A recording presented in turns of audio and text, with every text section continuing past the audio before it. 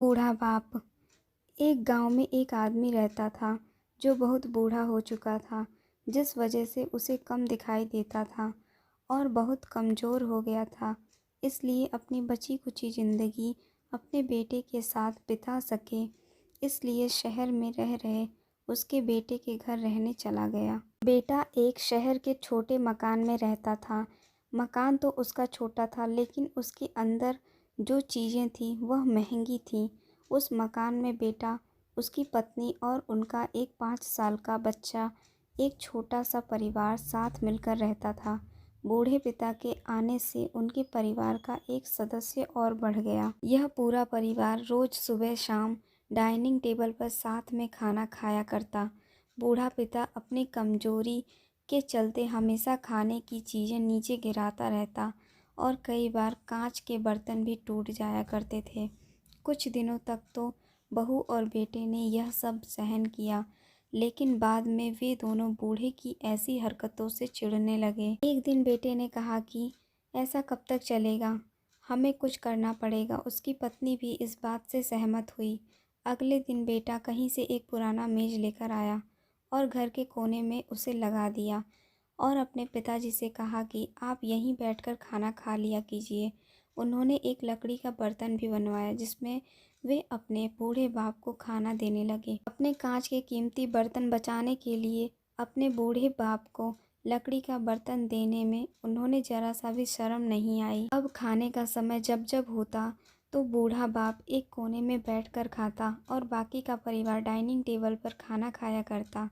Dining table पर बैठे बैठे दोनों पति पत्नी कभी कभी अपने बूढ़े बाप की तरफ देख लिया करते। बूढ़े बाप की आंखों में उन्हें आंसू भी नजर आते, मगर उन पर जैसे कोई असर ही नहीं होता। बूढ़े का पोता भी यह नज़ारा हमेशा देखता और वह अपने में ही खोया रहता। एक दिन जब पति पत्नी डाइनिंग टेबल पर बैठकर खाना खा रहे थे, तब उनका बच्चा ज़मीन पर बैठकर कुछ कर रहा था। उन दोनों ने बच्चे के हाथ में लकड़ी का टुकड़ा देखा, लेकिन उन्हें कुछ समझ में नहीं आया कि बच्चा लकड़ी के टुकड़े के साथ क्या कर रहा है।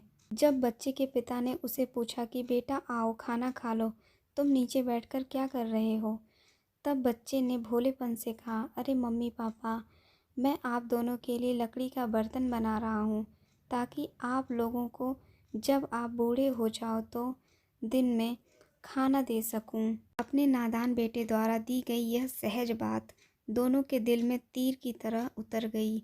दोनों एक दूसरे का चेहरा निहारने लगे।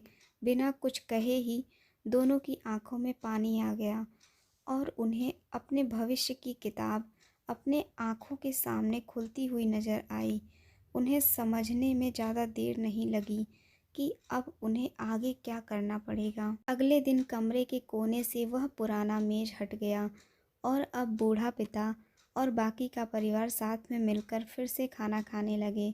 बूढ़े की कमजोरी की वजह से हो रही गलतियां भी अब किसी को भी नहीं चिढ़ाती थी। दोस्तों, यह कहानी हमें बताती है कि हर वह पत्ता जो आज हरा है वह कल सूखेगा और डाली से नीचे भी गिरेगा।